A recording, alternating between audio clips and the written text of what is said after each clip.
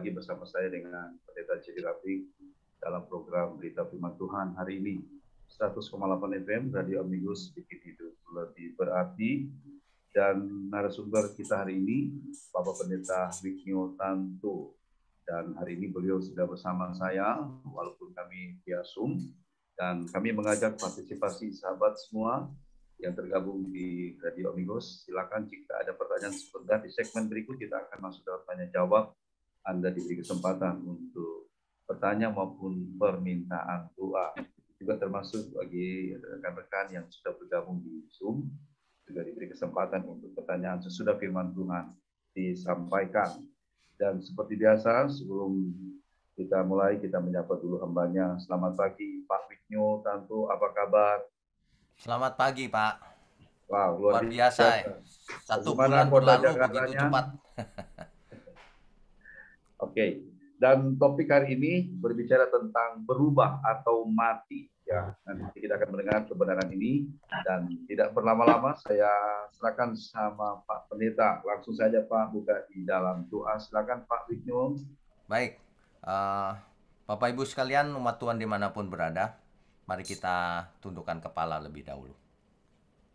Bapa di surga, pagi ini kami bertemu kembali di ruangan Zoom bersama Radio Amigos. Kami percaya Tuhan sudah berkati seluruh sarana ini untuk kemuliaan Tuhan. Dan juga mohon berkati setiap kami yang mendengar dan juga mulut hamba-Mu untuk menyampaikan kebenaran ini. Hanya di dalam nama Tuhan Yesus kami berdoa dan mengucap syukur. Amin. Baik, shalom Bapak Ibu semua, selamat pagi. Ada yang selamat malam, yang dari Belanda dan dari belahan bumi lainnya. Topik kita pada pagi ini adalah berubah atau mati. Kelihatannya kok kedengaran seperti ancaman ya Bapak Ibu ya. Ya faktanya memang demikian. Tetapi anehnya, manusia itu meskipun sudah diperingatkan berkali-kali, ya, tapi sulit berubah. Mengapa ya manusia itu sulit berubah ya? Coba kita lihat diri sendiri. Apakah kita mudah berubah atau sulit? Mulai dari hal kecil sampai hal besar. Bahkan untuk keselamatan jiwanya, manusia sulit berubah. Dan itu fakta. Sebab kalau manusia gampang berubah, tidak banyak orang jahat di dunia ini.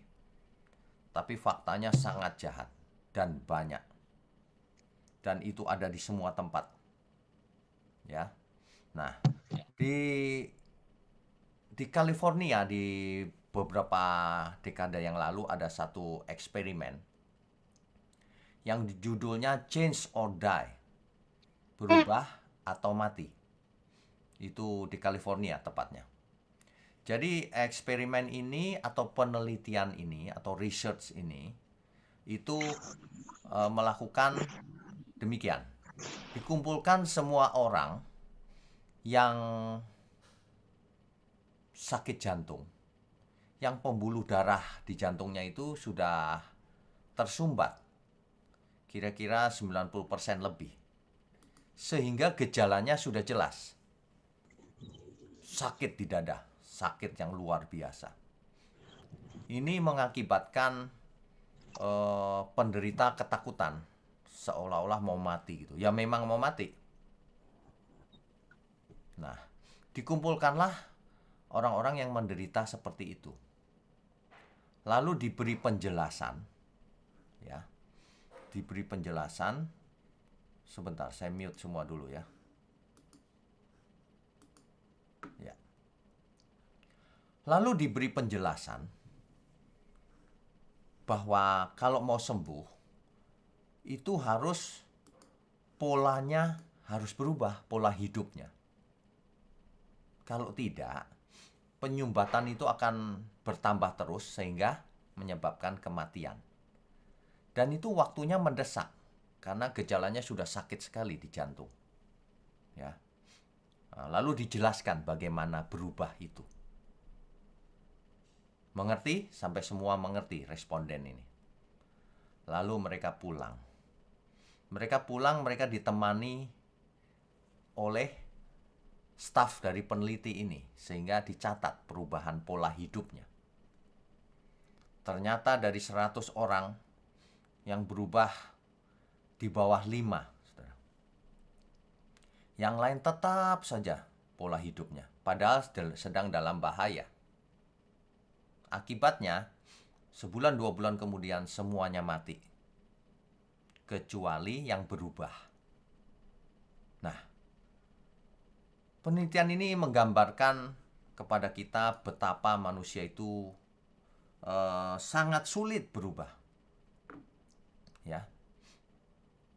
Demikian juga kalau kita bicara soal kekekalan, adanya neraka dan adanya surga. Manusia malah menolak fakta adanya neraka, karena nggak mau berubah.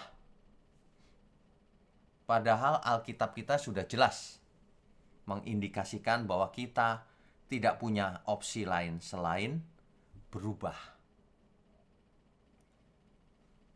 Kita baca firman Tuhan berikut ini.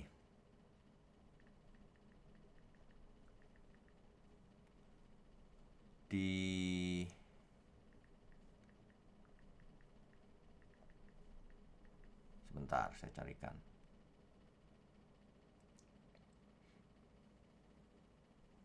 Allah tidak menghendaki seorang pun binasa. Ya. Tidak seorang pun. Jadi melainkan Allah menginginkan kita semua sadar dan bertobat. 2 Petrus 3 ayatnya yang ke-9. Ini bicara soal kedatangan Tuhan yang kedua kali. Tuhan tidak lalai menepati janjinya, sekalipun ada orang yang menganggapnya sebagai kelalaian. Tetapi ia sabar terhadap kamu, karena ia menghendaki supaya jangan ada yang binasa, melainkan supaya semua orang berbalik dan bertobat, berubah. Bertobat itu berubah. Bertobat itu tidak hanya di mulut. Banyak orang mulutnya saja. Aku mau bertobat, Pak. Aku percaya Tuhan. Di mulut. Tapi tidak berubah hidupnya, pola hidupnya. Ketika seseorang diberi pilihan, mati, berubah atau mati. Di mulutnya ia berkata berubah. Tapi faktanya ia memilih mati. Jangan sampai kalau Tuhan menginginkan kamu berubah atau binasa. Orang mengatakan berubah di mulutnya. Tidak ada seorang pun di dunia ini yang ingin binasa.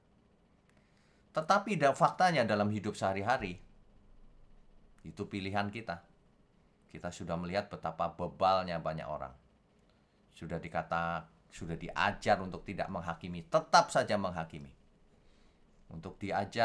Sudah diajar untuk tidak memuaskan segala hawa nafsu kedagingannya. Tetap saja selingkuh, makan sembarangan, memuaskan segala iri hati, kemarahannya, sehingga etika surgawi sama sekali tidak ada. Bahkan etika dunia pun tidak punya. Ternyata pendidikan tidak menyebabkan manusia berubah juga. Bahkan pendidikan teologi sampai jenjang tertinggi pun tidak menjamin seseorang berubah. Malah makin sombong bisa. Ini mengerikan loh, Bapak Ibu. Ya.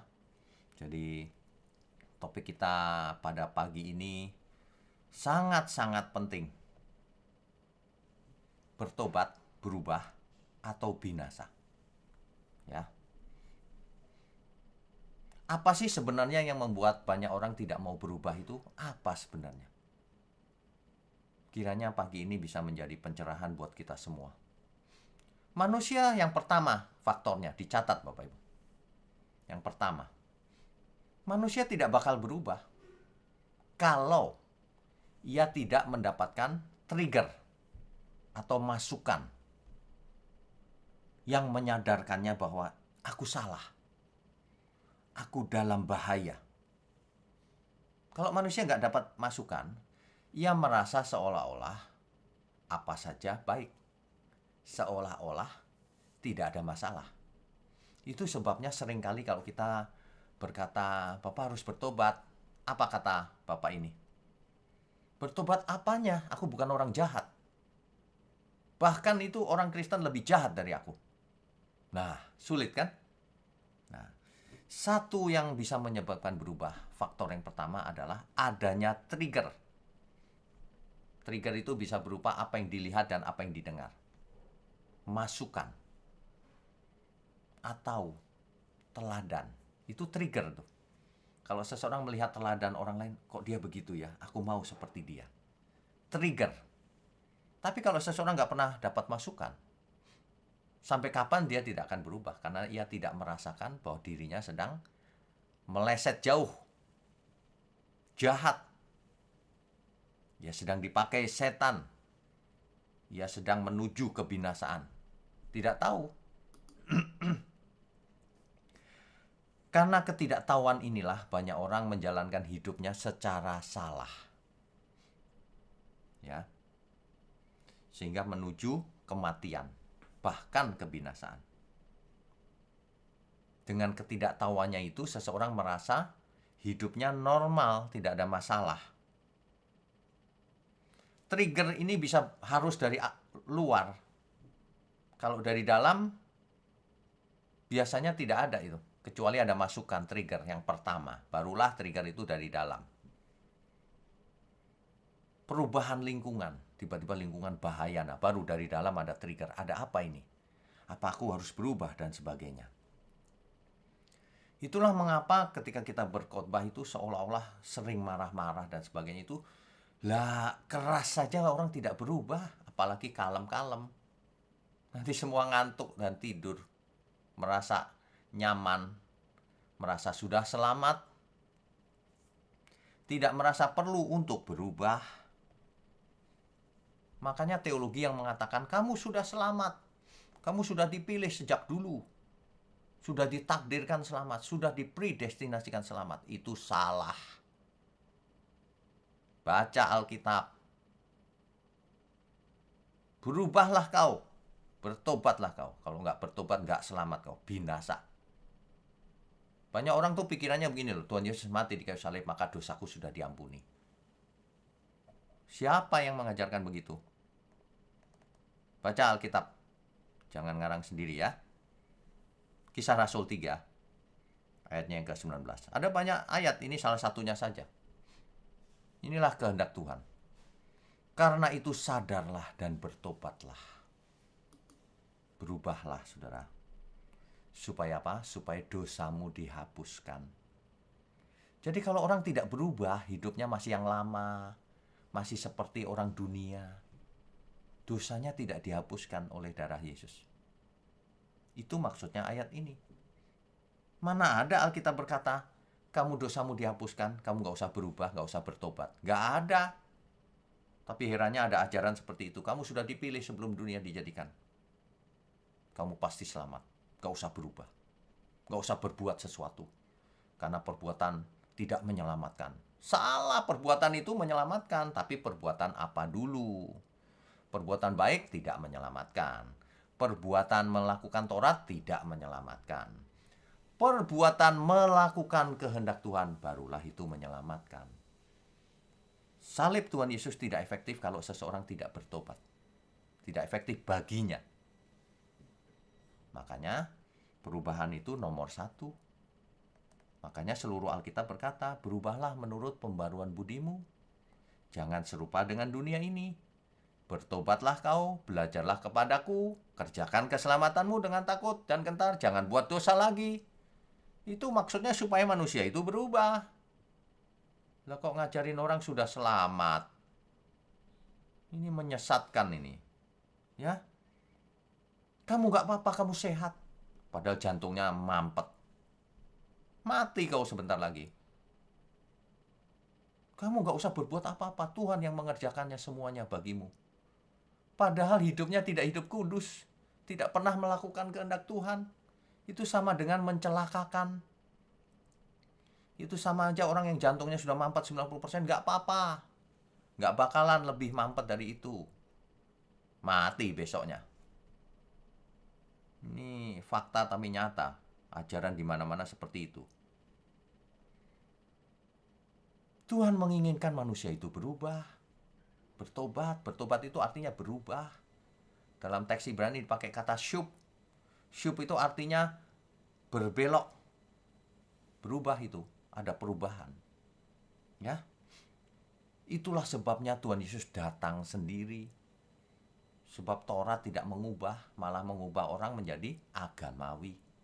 Tuhan Yesus datang sendiri memberi teladan, memberi masukan, memberi trigger yang maha tinggi, merendahkan dirinya menjadi manusia biasa. Sama dengan kita. Dalam segala hal disamakan dengan kita. Ya. Itulah sebabnya Tuhan Yesus datang memberikan trigger. Salib itu men-trigger. Bubar itu agama-agama. Ikut aku.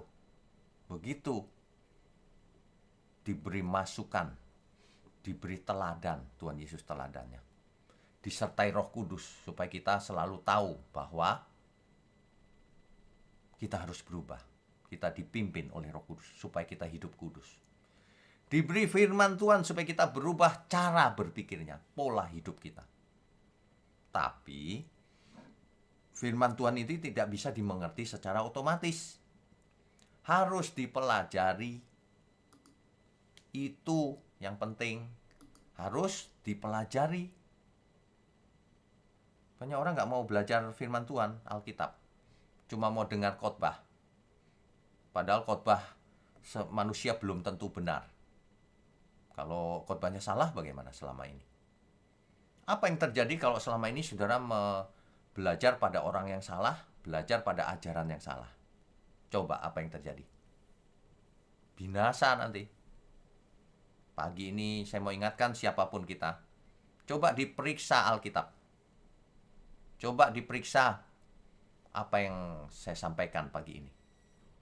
Apakah sesuai Alkitab atau tidak? Kalau tidak, jangan pernah didengarkan lagi. Jangan pernah join ke Zoom ini lagi.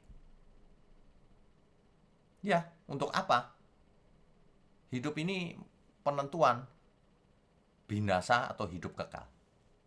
Ini nggak main-main nih, saudara. Ya, oke.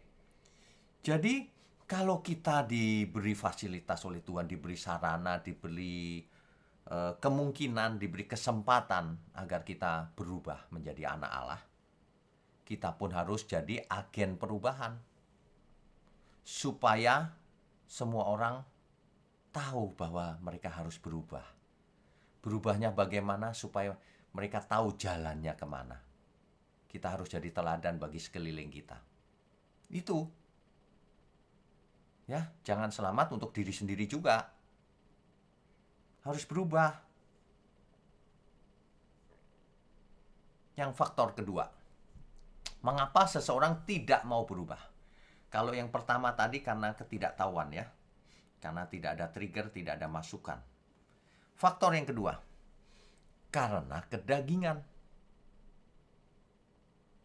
Tidak mau bayar harga.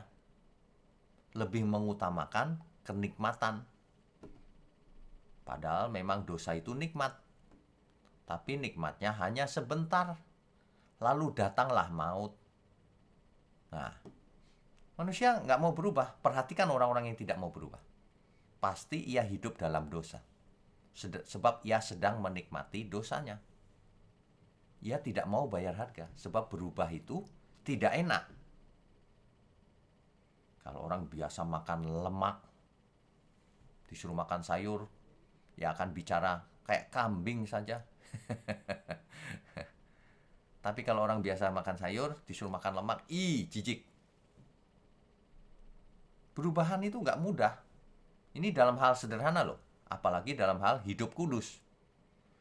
Orang yang biasa melampiaskan hawa nafsunya.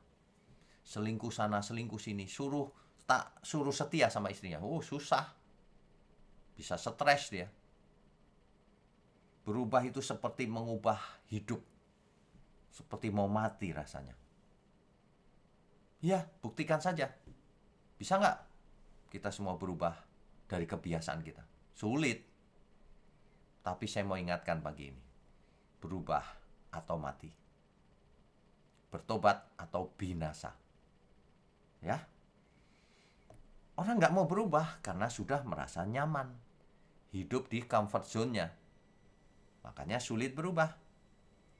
Sudah biasa kedagingan, sudah biasa melampiaskan hawa nafsunya, bahkan sudah menikmatinya. Disuruh meninggalkan susah. Ya. Suruh bayar harga tidak mau. Karena berubah itu harus menderita. Terkadang berubah itu harus meninggalkan lingkungannya. Dijauhi oleh lingkungannya. Nggak mau bayar harga, nggak mau menderita. Karena dia sudah menikmati dosanya. Makanya kalau ajaran yang membawa kita pada perubahan, pertobatan itu biasanya orang nggak suka. Orang sukanya itu dihibur, meskipun dibohongi. Kau sudah diberkati, percaya saja kau sudah menerimanya. Begitu yang disukai itu. Kau nggak usah berubah, kau sudah selamat. Karena selamat bukan karena perbuatan baik. Enak kan? Kamu nggak bisa hidup sempurna karena kamu manusia biasa. Nanti sempurnanya di surga. Tuhan yang menyempurnakan. Begitu ajaran-ajaran sesat itu. Itu mencelakakan manusia loh. Manusia harusnya diajar supaya berubah, malah diajar supaya tidak berubah. Ini sangat menyedihkan kalau kita lihat bagaimana ajaran-ajaran dunia ini. Mengapa tidak mau berubah? Karena ketika ia mencoba berubah, ia sakau. Seperti seorang yang pakai narkoba, berhenti dia. Sakit semua badannya, sakau, minta lagi. Kumat, nagih lagi. Sama. Orang yang biasa hidup dalam dosa, berubah, sakau dia. Gak enak nih, enakan hidup dalam dosa. Coba aja orang yang selingkuh suruh berhenti. Gampang gak? Gak bisa dia. Sulit. Makanya, jangan pernah kita memulai berbuat dosa, biar sekecil apapun. Sebab itu akan mengikat. Mengikat seseorang, jiwanya akan diikat. Dan orang itu akan memiliki kebiasaan yang mengikat itu. Dan untuk memutuskan ikatan itu, bukan dengan pelepasan doa, bukan. Tapi dengan pertobatan penuh. Mematikan kedagingan kita, membunuh manusia lama kita. Menyalipkan kedagingan kita. Bayar harga, menderita. Nanti kalau sudah sampai pada taraf tertentu, maka dia nggak menderita lagi, justru akan terbebas dari ikatan itu, dan ia akan merasakan nikmatnya hidup kudus. Begitu ya Bapak Ibu. Kalau seseorang mau sehat, ia harus berubah cara makannya. Kalau seseorang mau selamat, berkenan bagi Tuhan, ia harus hidup kekudusan Tuhan, dalam kekudusan Tuhan, harus berubah. Ada teman saya, sahabat saya yang dari kecil tidak pernah makan sayur. Makannya daging terus. Sehingga ia ada beberapa penyakit. Lalu saya anjurkan untuk berubah, makan sayur yang banyak. Dia mula-mula makan sayur sedikit gitu, waduh rasanya seperti pahit, nggak enak. Ia tidak mengerti mengapa manusia suka sayur. Tapi herannya, diam-diam dia terus lakukan hal itu tanpa setahu saya. Berapa bulan yang lalu telepon saya. Pak, saya sekarang sudah makan brokoli. Sepiring, Pak. Waduh, hebat sekali perubahannya. Iya, Pak. Dan saya sudah menikmatinya sekarang. Waduh, saya percaya itu perjuangan yang luar biasa itu. Meskipun hal sepele. Tapi bagi dia itu tidak sepele. Nah, ini ilustrasi yang bagus nih. Kalau manusia mau hidup kudus, tinggalkan segala keinginanmu yang duniawi. Gantikan dengan keinginan yang surgawi. Aduh, aku susah Pak, ditinggalin temanku. Dibilang sesat oleh kiri kanan, dan sebagainya. Waduh. Nikmati saja penderitaan itu. Nanti berjalannya waktu, suatu hari aku sudah nikmat, Pak. Hidup kudus itu nikmat ternyata. Meskipun dunia membenciku. Begitu. Itu faktor yang kedua ya. Faktor yang kedua apa tadi? Kalau seseorang kedagingan tidak mau bayar harga, tidak mau menderita, maka ia tidak bisa berubah. Faktor yang ketiga. Seseorang sudah tahu firman kebenaran. Ya. Sudah tahu. Sudah mengerti? Sudah. Alkitab mencatat orang-orang seperti itu. Tetapi yang murtad lagi. Ibrani pasal 6 ayat 6.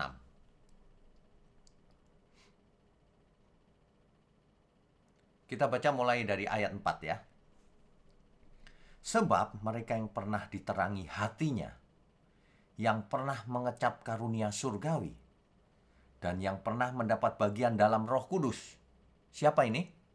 Orang-orang percaya tadinya. Ayat 5. Dan yang mengecap firman yang baik. Siapa ini? Yang mendengar firman yang benar. Yang baik dari Allah. Dan karunia-karunia dunia yang akan datang. Orang yang sudah ada di jalan yang benar nih. Sudah mengerti dan sebagainya. Ayat 6-nya. Namun yang murtad lagi. Tidak mungkin dibaharui sekali lagi sedemikian. Hingga mereka bertobat. Sebab mereka menyalibkan lagi anak Allah bagi diri mereka dan menghinanya di muka umum. Sudah mengerti kebenaran, sudah mengalami karunia, sudah melihat, mengecap firman yang benar, mendapat bagian dalam Roh Kudus. Tapi ia murtad lagi. Ayat ini sekaligus menjelaskan pada kita bahwa seseorang yang menerima anugerah bisa ditolaknya lagi. Yang selamat adalah orang yang taat tekun sampai akhir hayatnya. Jadi keselamatan itu bisa ditolak. Anugerah itu bisa ditolak oleh manusia. Kalau manusia murtad lagi. Ayatnya sangat jelas. Ya. Nah. Kalau orang sudah murtad padahal sudah mengerti kebenaran. Maka tidak ada obatnya lagi. Kebenaran apa lagi dia sudah mengerti. Tapi mengapa dia bisa murtad lagi? Ini yang menjadi masalah. Semuanya pilihan kita bukan? Kita mau taat atau murtad lagi. Orang ini sudah mengalami kebenaran. Tapi murtad lagi. Mengapa? Pasti ada interest lain. Pasti. Apa itu? Ada kepentingan lain. Misalnya, seseorang yang sudah bertobat. Lalu ia mengalami kesulitan ekonomi. Lalu ia dilamar oleh orang yang tidak percaya Tuhan, tapi kaya raya, berkuasa. Lalu ia menyerahkan dirinya. Lebih baik aku kawin sama dia, hidupnya biar enak. Nah, inilah interest lain. Dan ini sudah terjadi di depan mata kita. Kita tahu siapa saja yang melakukan hal itu, bukan? Menjual diri. Jadi, dia sudah tahu kebenaran, tapi karena ia mau hidup nyaman di dunia ini, meskipun harus meninggalkan Tuhan Yesus, ia tinggalkan Tuhan Yesus. Bahkan tidak hanya itu. Bukan meninggalkan Tuhan Yesus sih. Tapi hidup dalam dosa ya sama aja. Ia punya interest lain. Ia punya kepentingan lain. Supaya jabatanku naik. Aku gak rajin-rajin lagi ke gereja. Aku tinggalkan Tuhan Yesus. Atau macam-macam. Supaya aku penyakitan nih. Sudah berdoa lama gak sembuh-sembuh. Mendingan aku ke dukun aja. Biar sembuh. Nah, dia tinggalkan Tuhan Yesus demi kesembuhan fisiknya. Interest lain. Kepentingan lain. Inilah orang-orang yang tidak setia. Sudah menerima anugerah, tapi ia tinggalkan demi kepentingan yang lain. Demi kesembuhan tubuhnya aja dia tinggalkan Tuhan Yesus. Coba bayangkan. Ya. Padahal dia tahu loh, jika dia tinggalkan Tuhan Yesus, atau jika ia tidak taat, hidup dalam dosa, meskipun mengaku di mulut percaya, ia tetap akan binasa. Ya, tahu, tapi tetap melakukannya. Sebab ada interest lain. Ada tujuan lain yang dia mau capai. Ia korbankan kebenaran, ia korbankan kepentingan jiwanya demi kepentingan lain. Inilah orang-orang yang seleranya rendah, seperti Esau, menukar hak kesulungan dengan hanya semangkuk lentil merah. Padahal hak kesulungan itu memegang ahli waris, sama dengan manusia hari ini. Diberi hak kesulungan roh. Hak sulung roh. Supaya kita menjadi seperti yang sulung, Tuhan Yesus. Tapi manusia banyak yang seleranya rendah.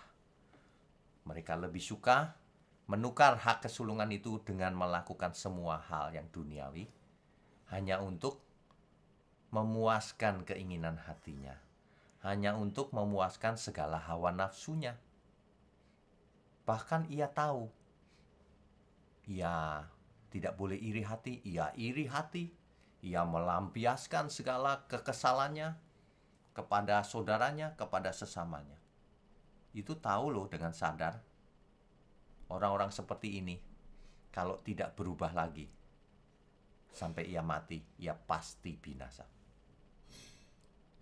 Berubah atau mati, bertobat atau binasa, pilihan di tangan kita, tidak ditentukan oleh Tuhan. Tidak ada takdir seseorang yang ini binasa, yang ini selamat. Gak ada penentuan Tuhan seperti itu. Itulah sebabnya pagi ini saya mau menegur kita semua, termasuk saya sendiri. Mari kita berubah. Bukan hanya berubah terus. Semakin hari semakin sempurna. Semakin hari semakin matang imannya. Semakin dewasa karakternya. Semakin menjadi berkat bagi semua orang. Semakin menyenangkan Tuhan. Amin ya. Amin. Baik. Bapak Ibu sekalian, kita bisa buka tanya jawab dan diskusi. Saya persilakan Pak Jerry.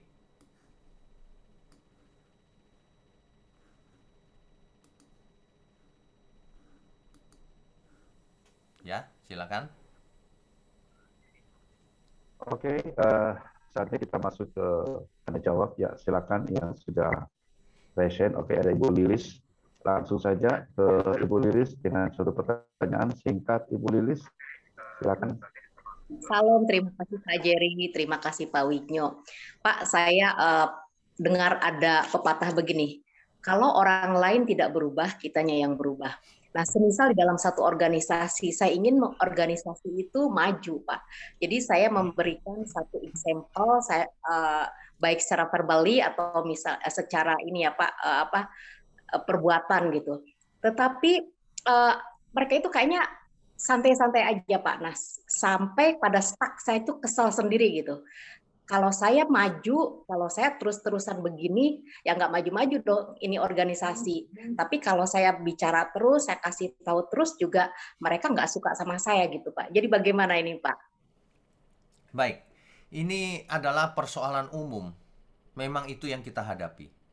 Ketika kita memberikan contoh teladan atau membagikan suatu kebenaran, orang yang tidak setuju biasanya tidak suka sama kita. Kita dibilang sok-sokan, fanatik, dan sebagainya. Malahan ada yang menyesat-nyesatkan kita loh. Iya. Nah, yang seperti ini tidak harus membuat kita berhenti. Karena kita melakukannya untuk Tuhan, bukan untuk diri kita. Iya Pak, cuman kadang dengan sendiri gitu Pak. Ya, nah ingat Tuhan Yesus juga begitu mengalami hal yang sama. Kita tidak perlu kesel atau sakit hati atau apa. Kita sudah tahu ketika kita mau melakukan itu kita harus sudah bersiap-siap bahwa kita tahu mereka sulit berubah. Kita sudah tahu sulit berubah. Justru itu pagi ini saya mau beritahukan bahwa manusia sulit berubah memang. Jadi kita harus siap sedia bahwa kalau kita ngomong belum tentu dia mau dengar. Jadi nggak sakit hati. Kita tahu dia nggak bisa berubah nih, belum bisa berubah. Tapi Ya aku Pak, tidak mau berhenti. maaf Pak, tapi misalnya kita punya goal nih, terus kita nggak bisa, tim kita itu nggak bisa achieve goal itu. Terus mereka saling menyalahkan lah gitu kan istilahnya. Mungkin saya posisinya di situ, jadi seperti mereka nggak puas dengan pekerjaan saya, padahal kan sudah kasih tahu harus begini begini gitu loh Pak. Jadi saya bilang oke lah kalau mereka nggak berubah, saya yang berubah. Tapi nggak mungkin juga saya berubah seperti mereka, jadi skeptik kan, karena goal kami tidak akan tercapai gitu loh Pak.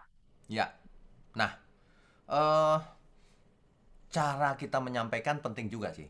Jangan sampai kita menyampaikan itu dengan menyinggung banyak orang. Jangan. Kita harus cerdas tapi tulus, Baik Pak. lembut gitu. Nah, beda dengan Baik. kalau khotbah kan. Khotbah memang kita harus keras, tapi waktu menghadapi langsung kita harus lembut, pendekatannya baik. Kalaupun mereka nggak berubah ya sudah bukan tanggung jawab kita. Siap Nah, Pak. ada dua posisi. Kalau kita sebagai atasannya, yang pemimpinnya, kita bisa lebih keras mengarahkan. Tapi kalau kita hanya peserta di situ, ya caranya ya kita hanya membagikan informasi, memberikan teladan, itu saja. Makanya ya, bagi para pengkhotbah atau guru atau penginjil, berkhotbah itu harus dengan kalimat yang jelas supaya orang mengerti, supaya orang mendapatkan trigger agar berubah. Kalau khotbahnya nggak jelas ya orang nggak bisa berubah juga. Selain itu harus alkitabiah, harus yang benar. Sebab alkitabiah, jika suatu khotbah alkitabiah, firman itu alkitabiah, firman itu berkuasa, ada kuasanya. Tapi kalau ngomong sembarangan gitu, ya orang pasti nggak terpengaruh. Kau sudah diberkati, percayalah, gitu-gitu toh ya dari dulu ya nggak berubah orang. Sudah sering dengar, nggak berkuasa itu. Tapi kalau alkitabiah, iya ya, orang kena, tertangkap jiwanya. Ya, Ya Pak. ajaran itu harus action oriented. Selama ini cuma teori, harus action oriented. Berubah itu nyata dalam perbuatan, gitu. Dan harus memiliki spirit yang benar. Betul. Jangan melakukan tapi salah motivasinya, harus benar juga. Hidup ini harus jadi teladan. Berkhotbahnya dengan kasih tentunya. Bukan dalam rangka menonjolkan diri, tapi gimana ya supaya mereka itu berubah ya. Tapi ya itu tadi, kita harus siap-siap kalau mereka nggak berubah. Karena sebagian besar dunia ini nggak bakalan berubah sih. Ya Pak. Yang berubah itu cuma sedikit. Terlebih kalau misalnya sudah berbicara tentang finansial gitu Pak. Kita misalnya ingin support di pelayanan kita itu ingin maju, berarti kan kita harus berkorban tentang finansial ya Pak ya. Ya, Terus betul. itu sangat amat sulit walaupun kita itu tiap hari, tiap minggu dijejali oleh firman Tuhan gitu. Tapi kalau untuk gitu Pak, jadi seperti memang susah gitu Pak. Ya, yaitu tidak mau menderita, tidak mau dibebani. Itu ujung-ujungnya sebenarnya cuma satu sih Bu, mengasihi diri sendiri, tidak mengasihi Tuhan, cuma mementingkan diri sendiri, tidak mau berubah, ya, hidup dalam comfort zone itu. Nah makanya kalau bagi jemaat, kalau bagi pengkhotbah kan harus benar supaya berdampak, memberikan masukan yang benar. Bagi jemaat jangan pasif, harus secara aktif mencari trigger. Jangan trigger ditunggu, aku nggak ada yang ngasih tahu sih. Loh, salah. Kau harus aktif mencari trigger, masukan, teladan, yang mana yang menjadi teladannya. Mencari lingkungan yang benar. Maaf Pak, Sesama mungkin anggota kerajaan surga, kan begitu. ya Pak, mungkin maaf Pak, saya potong, mungkin penangkapannya begini Pak, ada mungkin leader di gereja kita itu mengatakan bahwasanya ini saya ambil sedikit lah ya, Tuhan tidak perlu perpuluhan, yang lebih penting dahulukan dulu kebutuhan keluarga. Nah ini jadi kebanyakan orang itu jadi dia tidak memperhatikan pelayanan Tuhan di gereja karena lebih condong kepada keluarga. Ya saya setuju bahwa keluarga juga harus diperhatikan, tetapi istilahnya itu jadi membuat mereka itu tidak fokus kepada pelayanan Tuhan di gereja. Padahal gereja tersebut itu juga bukan gereja yang besar, gereja yang mana sangat membutuhkan uluran uluran dari jemaatnya lah, dari pengurusnya gitu, Pak. Apakah karena mereka salah tangkap tentang firman itu, Pak? Menurut saya mereka salah tangkap. Mereka menangkap sebagian. Mengapa? Karena itu yang enak. Perhatiin keluarga sendiri deh, nggak usah kasih persembahan ke gereja. Itu salah juga. Nah, makanya pengertian itu juga harus lengkap. Harus lengkap, persembahan itu seluruh hidup kita. Termasuk persembahan, termasuk ikut mendukung pekerjaan Tuhan. Apalagi kalau gereja di daerah yang kemampuannya terbatas dalam ekonomi, seluruh jemaat harus mendukung. Ini salah mengerti nih kalau kita mengajarkan bukan persepuluhan, tapi seluruh hidup. Nah, jadi salah lagi, nggak kasih persepuluhan, lalu nggak perhatikan gereja. Salah. Yang kita maksud adalah persembahan itu seluruh hidup kita lakukan untuk Tuhan. Ada bagian untuk keluarga, ada bagian untuk sesama, ada bagian untuk pekerjaan Tuhan. Begitu loh. Salah mengerti lagi, makanya hidupnya jadi salah. Begitu Bu Lilis. Ya Pak. Terima kasih Pak Wigno.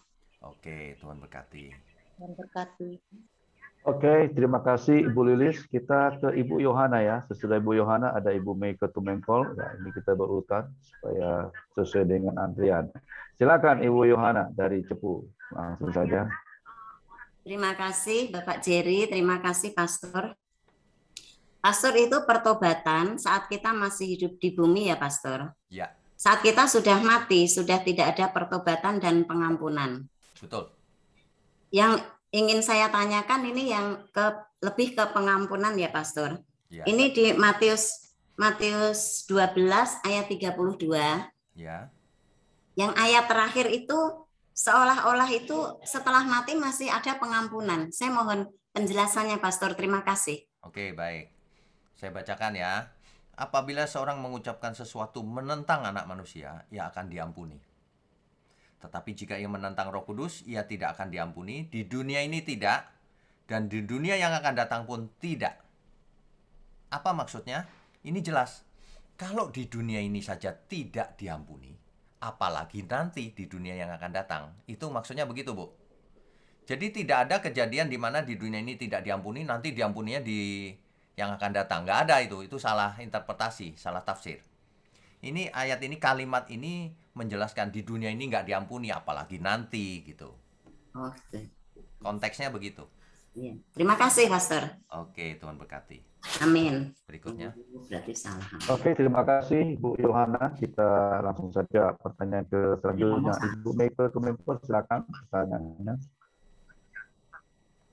Shalom. Shalom. Terima kasih Pak Jerry, Pak Wigno, penyampaian firman Tuhan yang luar biasa. Kami sebagai pelayan Tuhan merasa bahwa betul-betul kami terpanggil pelayanan kepada jiwa, ya, kan, kepada organisasi atau hal-hal yang lain, ya, panggilan bersama dengan suami. Nah, jadi penghiburan kami ketika orang yang kami mentori, orang yang kami layani, jemaat yang kami layani itu berubah, Pak, ya. Ya, benar. Nah, berubah ya, itu penghiburan kita. Ya. Wah, itu segalanya ya. Karena ini menyangkut jiwa dan mengenai kehidupan kekekalan. Tapi Pak, saya secara khusus kalau misalkan ada orang, Bu, tolong mentori, tolong doakan, ini ya Pak. Karena memang itu tanggung jawab kita ya, seperti di Ibrani 13 ayat berapa itu? Ibrani 13 ayatnya yang ke-17. Ya. Yaitu terngiang-ngiang terus Pak di pikiran saya. Ya. Dan memang sulit kalau melihat orang itu tidak berubah, Pak.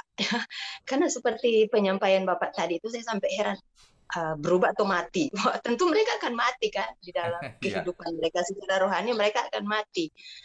Nah, suami saya selalu mengingatkan, pelayanan kita bukan cuma kepada satu orang, ada beberapa orang, apalagi kalau lewat media, Pak, ya dia bilang, ingat sayang, kita ini bukan juru selamat, kita melayani saja. Tapi Pak, saya kok kadang-kadang cuma dari satu jiwa ini yang tidak mau berubah kok sampai sulit tidur. Saya tidak menginginkan dia itu mati secara rohani gitu loh. Karena mengingat wah kalau kamu mati nanti tempat kamu udah nyata bahwa itu di neraka ya. Itu yang kadang-kadang menyedihkan Pak ya. Ya. Demikian. Jadi saya minta ini sharing, minta pendapat gitu Ya, Pak ya. baik. Tapi keinginan keras saya itu mereka harus berubah karena mereka sudah pernah mendengar firman Tuhan. Ya, ya, baik. Gitu. Jadi begini Bu, itu perasaan seperti itu perasaan yang benar. Jadi makanya kalau ada orang yang ingin konseling dan sebagainya, meskipun 1-2 orang selalu saya layani. Selama saya punya waktu, selama memungkinkan. Tapi selama konseling juga saya bisa tahu yang ini mau berubah, yang ini enggak. Nah, kalau orang yang nggak mau berubah ya kita tinggal saja. Kenapa? Karena masih banyak yang harus kita layani. Kecuali begini, ini nggak mau berubah nih, saya nggak mau ini, tapi kita nganggur. Nah, bukan. Ada lebih banyak yang kita layani. Ya. Tuhan Yesus juga demikian. Ketika Tuhan melihat sesuatu lingkungan ini tidak sehat, tidak mau mendengar, tidak mau berubah, kebaskan debu. Tinggalkan orang seperti itu. Tapi tentu saja bukan ditinggalkan untuk dibenci, dilupakan, tidak. Ia belum berubah dan tidak mau berubah nih. Ya sudah, kita layani yang lain dulu. Nanti kalau suatu hari dia ketemu lagi dan ada kemungkinan berubah, ya kita lanjutkan lagi gitu. Jangan kita buang waktu, Pak. Bu. Jadi orang nggak mau berubah terus, kita malah nggak efektif nanti. Gitu. Nah, untuk itu dibutuhkan kepekaan memang. Kapan kita nanti dulu, kita berhenti dulu ke yang lain dulu. Nah, itu kepekaan. Ya. Oke, Pak. Terus yang kedua, Pak, ini ya, kita sharing. Seperti yang Ibu Lilis tadi sharing ya, dalam pelayanan kan itu butuh dukungan. Ya. Nah, banyak orang ini, Pak, yang memprihatinkan. Kami mendengar dengan jelas penjelasan-penjelasan Pak Erastus mengenai perpuluhan, mengenai persembahan. Ya. Nah, ada orang salah. Jadi, wah itu kan tidak diajarkan, itu kan perjanjian lama perpuluhan gitulah. Ya. Standar kan ada gereja-gereja tertentu jangan kita hakimi karena itu ya ada aturan bayar perpuluhan. Mungkin itu aturan untuk operasional perpuluhan, tapi sebenarnya kan perpuluhan itu kecil sekali bagi saya. Betul. Itu kan seluruh seperti Bapak katakan tadi itu seluruh. Ya. Ada dalam pelayanan kami karena begitu ngefans sama Pak Erastus salah ngerti gitu loh Pak. Saya mengerti Bu. Ya. Salah ngerti sampai kalau dia buat kalau ya gereja kita kan ayo kita membantu persembahan minimal perpuluhan kita setia minimal kan Pak artinya seluruh hidup. Terus kalau mulai dibagikan kita beda pengajaran deh Bu, saya mau keluar dari pengembalaan kita. Cuma gara-gara salah dengar kita bilang aduh kasih. Padahal Pak Erastusnya bukan begitu. Bukan begitu. Dia keluar, dia masuk ke gereja Bapak. Bagi kita gara-gara pengajaran katanya beda demikian. Jadi salah. Padahal Bapak tadi mengatakan bukan begitu. Ya. Ibu Lili seluruh hidup kita itu untuk Tuhan. Betul. Nah ini kita juga sudah tahu tuh Bu bahwa banyak orang kok salah mengerti ya.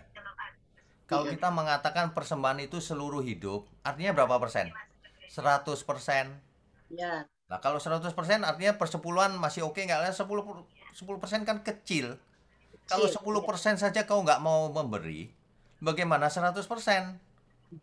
Nah ini orang salah mengerti, seolah-olah perpuluhan itu dilarang gitu. Bukan. Cari aman kita ajarkan dia, Pak. itu jangan hitung-hitungan sama Tuhan udah kasih 10% aja sudah merasa puas belum terus gitu loh maksudnya itu. Nah jangan sampai ngasih 1/10 pun diminta balik Tuhan balikin 100 kali. Nah yang begitu-begitu nggak tepat Pak, ya. Iya kayak dagang gitu kan. Jadi salah mengerti nih banyak orang ya. Di gereja kita juga kalau orang memberi persepuluhan juga diterima, nggak masalah. Cuma kita nggak tekankan banget itu memang nggak. Tapi ingat, semua milikmu punya Tuhan. Kalau ngasih jangan hitung-hitungan. Dan yang kedua yang kita tekankan tuh gini, kalau ada jemaat yang kesulitan, gereja kalau ada pasti memberi, pasti memberkati. Tapi untuk yang punya lebih, bahkan jangan 10%. Lebih dari 10%. Loh, kau dikasih lebih, masa kau kasihnya sama dengan orang yang dikasih sedikit? Kan gitu. Bahkan saya mau khotbahkan khusus tuh, Bu. Persembahan yang benar. 10%, 12%, atau 100%. 10% aja salah loh, Bu. Kalau ngasih tunai harus 12%. Banyak orang nggak baca di Alkitab. Iya. Tambahkanlah 1/5 bagian. Nah, begitu sebenarnya. Tapi kalau orang nggak punya apa-apa ya nggak usah memberi. Malah gereja yang harus memberi. Tapi kalau punya ya harus ikut mendukung pekerjaan Tuhan. Nah sekarang saya mau tanya aja. Kau sebagai jemaat mau dukung nggak pekerjaan Tuhan? Begitu aja pertanyaannya. Kalau nggak mau ya kau bukan jemaat. Bukan jemaat Tuhan. Loh kan sederhana, Bu. Kecuali gerejanya sudah kaya, raya, ya itu beda. Tapi kalau gereja sederhana, terutama yang di daerah-daerah, seluruh jemaatnya harus mendukung operasional. Harus. Begitu, Bu. Ya. Oke, baik Pak. Terima kasih Pak Wigno. Ya, Tuhan. waduh, kok bisa salah mengerti ya. Kita nggak pernah loh bicara begitu sebenarnya. Iya. Ya, aduh. Oke. Ibu Ida Andriani, dan sesudah itu ada Bapak Suyono dari Blitar, juga ada Bapak Gustiawan, Andres, dan Meme ya. Silakan ke Ida Andriani. Ya, selamat pagi Pak Wigno. Selamat pagi, Bu. Selamat pagi. Saya mau tanya ya Pak ya, Ya. bagaimana sikap yang baik kita tunjukkan di tengah-tengah keluarga yang belum percaya ya Pak ya. Kan selama ini kita kalau memberi kesaksian, kalau kita berbicara mengenai Tuhan, takutnya kita salah di dalam Oke, berkata-kata. mengerti, Bu. Jadi Mengerti. lebih baik kiranya melalui sikap yang bagaimana ya Pak, Ya, karena mengerti, Bu. kan nanti takut menyinggung atau melukai Ya, karena baik. menyangkut Mengerti. keyakinan. Terima Begini, Bu. kasih Pak Wigno. Ya. Begini, ada 2 cara menyampaikan. Yang pertama lewat verbal, yaitu lewat kalimat. Nah, kalau lewat kalimat harus yang halus, ya. Caranya yang halus. Tapi yang lebih penting bukan lewat mulut, Bu. Percuma orang Tuhan-Tuhan tapi menyebalkan, Iya betul pelit, Pak. bahkan jahat. Ya. Waduh, percuma. Ya. Yang utama adalah kita berbuat baik sama mereka. Kasih mereka. Kalau kita ada lebih, bagi. Tunjukkan bahwa kita sangat-sangat baik, bukan cuma baik. Kalau kita terbatas, misalnya keuangan terbatas, kebaikan kan harus nggak harus dengan uang. Betul Dengan Pak. perhatian, Melalui doa, perhatian. dengan perhatian, dengan nasihat-nasihat secara umum yang baik. Nah, gitu Bu caranya. Jadi Iya jangan Pak. seperti khotbah gitu, orang malah sebel. Iya, nanti Ya. tambah tidak nyaman ya Pak ya, karena kan Betul. Jangan hal ini membuat menjadi orang tidak nyaman. keyakinan. Itu yang pertama. Betul Pak, betul, betul. Banyak orang tidak membuat orang nyaman. Ngomongnya Tuhan Yesus terus padahal mereka belum percaya. Itu nggak nyaman. Iya. Iya Pak, itu yang saya alami dulu. Jadi saya mengembalikan ke dalam diri saya sendiri. Ya, Bahwa dulu sebelum saya menerima Tuhan Yesus, saya tidak merasa nyaman.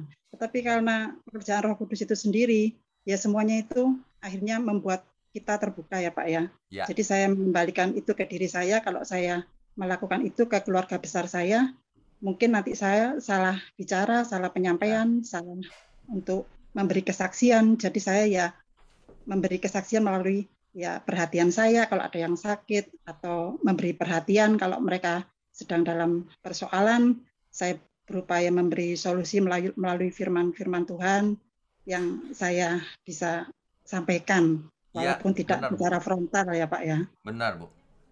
Ya, ya, Ya, ya Pak, begitu Oke. saja Pak. ya. Terima Tuhan kasih ya Pak berkati ya. Ibu Ida. Tuhan Ya, berkati. oke. Oke, Berikutnya. terima kasih Ibu Ida. Langsung saja kita ke Pak Suyono dari Blitar. Pak, singkat pertanyaannya. Silakan Pak.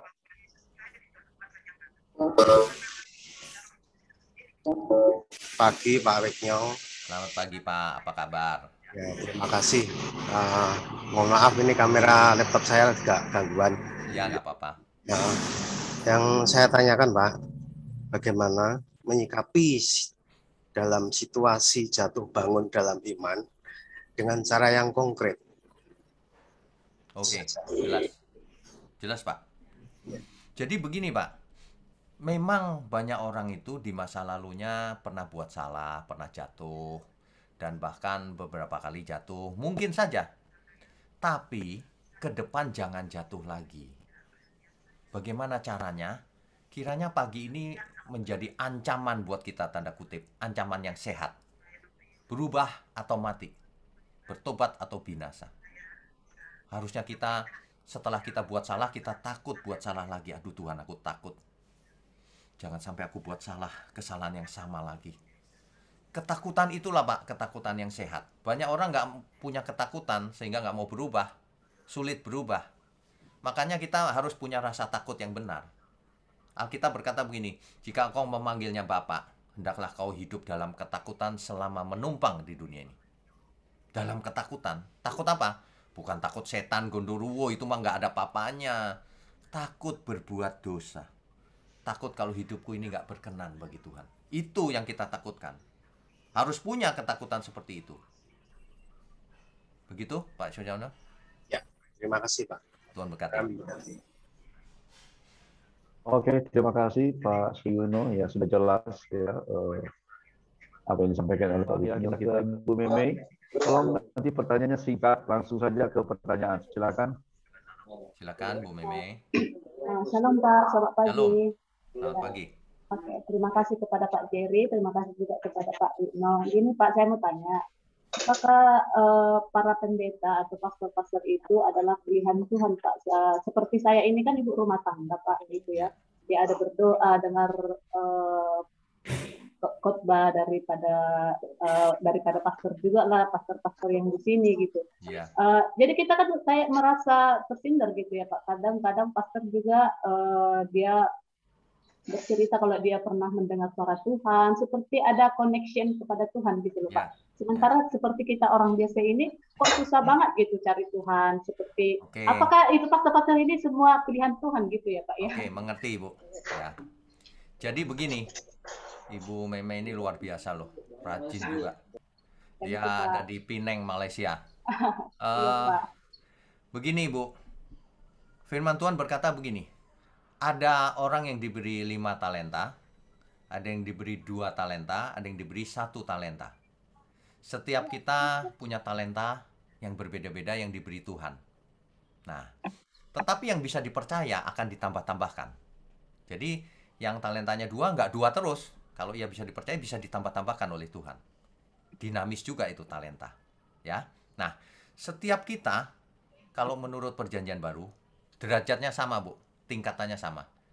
Kita semua adalah imamat-imamat yang rajani. Hanya jabatan kita saja beda, yang pekerjaan kita beda. Ada yang pendeta, ada yang jemaat gitu. Tapi bukan berarti pendeta kelas 1 VIP Tuhan. Enggak. Harus sama semua.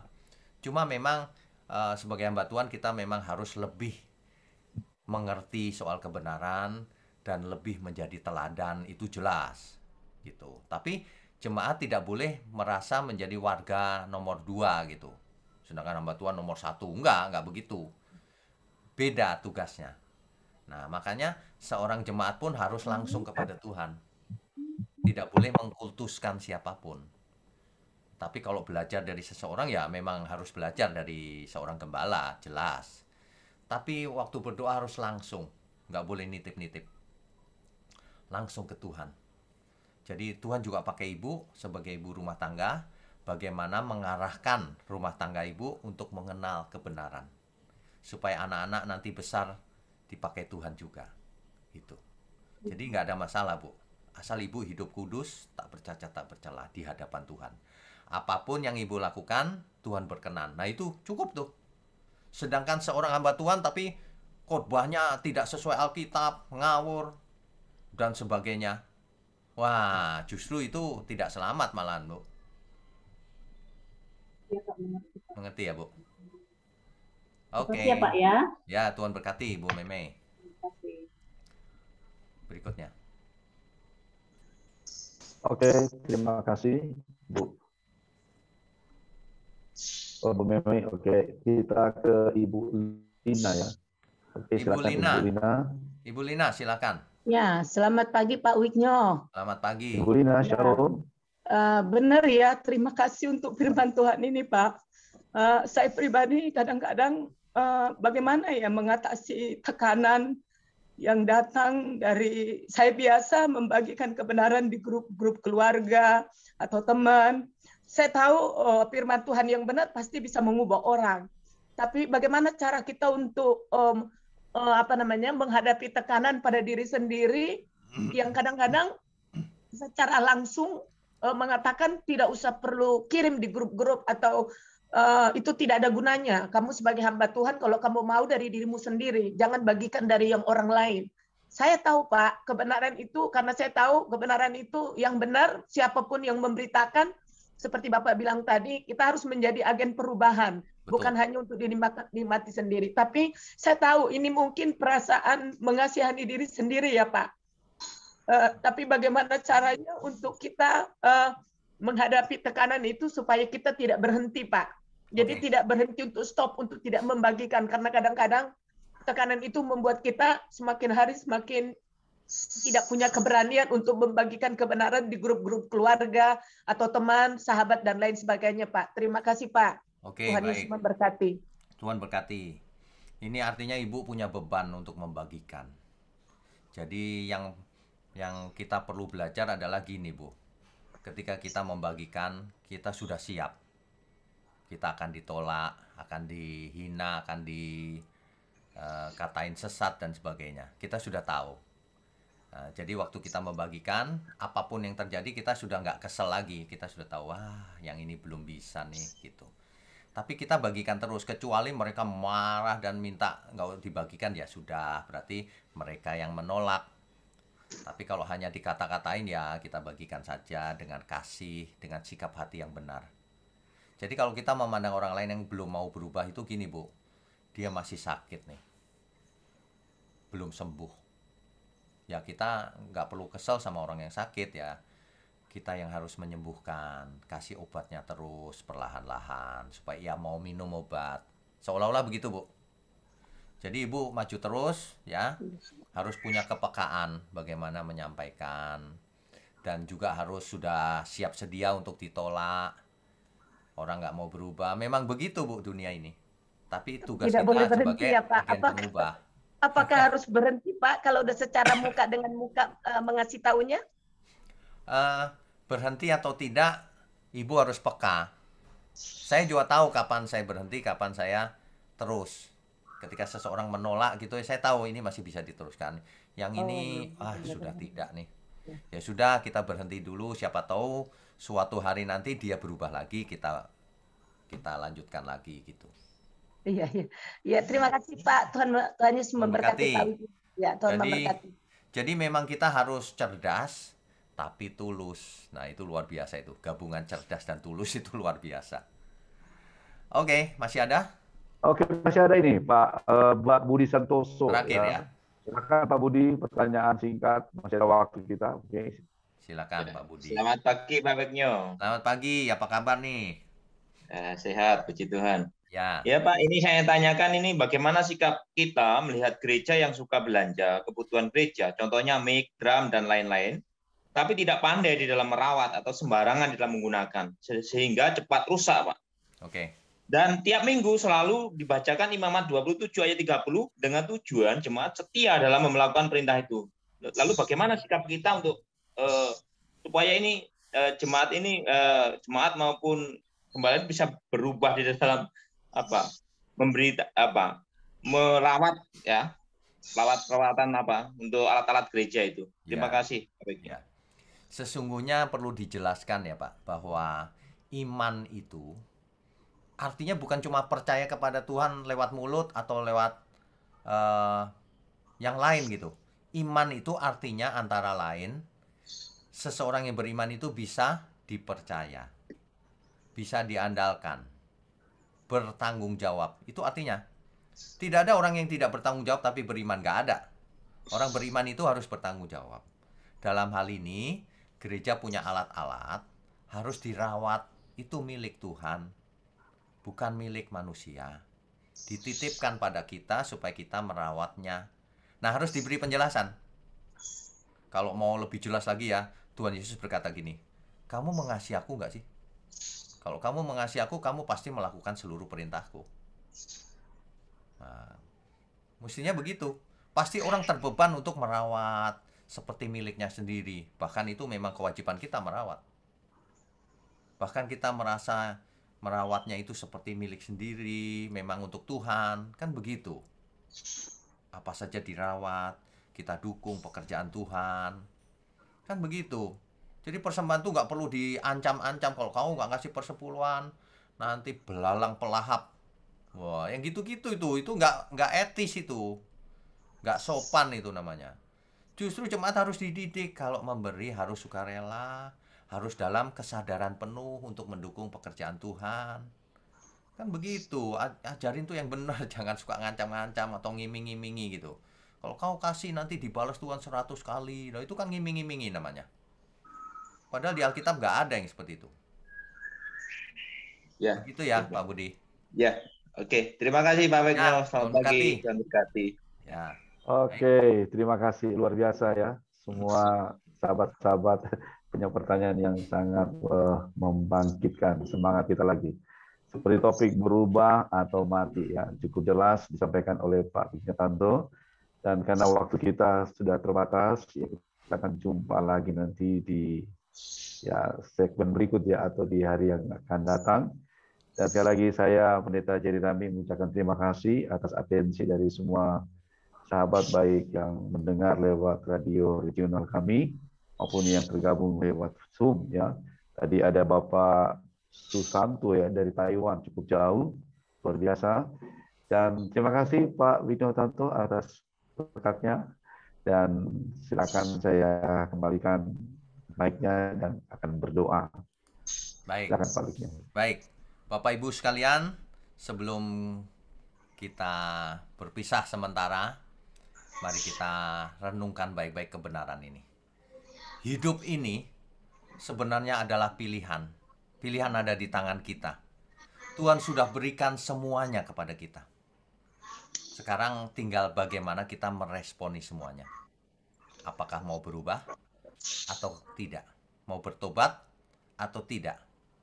Mau selamat atau tidak? Itu adalah tergantung kita semua. Pilihan di tangan kita. Amin ya. Mari kita berubah. Mari kita menjadi berkat. Untuk itu, mari kita tundukkan kepala sebelum kita sudahi pertemuan ini. Mari kita berdoa. Bapa di surga, terima kasih untuk firman-Mu di pagi ini. Firman yang sangat menegur kami, menyadarkan kami, agar kami mengambil langkah untuk berubah, yaitu bertobat. Kembali ke rancangan mula-mula seperti yang Tuhan inginkan. Kembali kepada rencana Tuhan semula. Ampuni segala kesalahan kami, segala kebebalan kami di masa lalu. Ke depan kami mau belajar terus Tuhan. Berkati Radio Amigos di Tomohon beserta seluruh pelayan Tuhan yang ada di sana. Juga berkati seluruh umat-Mu dimanapun berada, sampai ke ujung bumi. Dan siapapun yang akan mendengarkan siaran firman kebenaran ini melalui YouTube nanti. Tuhan berkati berlimpah-limpah, Tuhan berkati jasmani rohani. Terima kasih Tuhan, kami sudahi pertemuan ini dan kami sudah menerima berkat yang luar biasa. Hanya di dalam nama Tuhan Yesus kami berdoa dan mengucap syukur. Haleluya. Amin, saudara.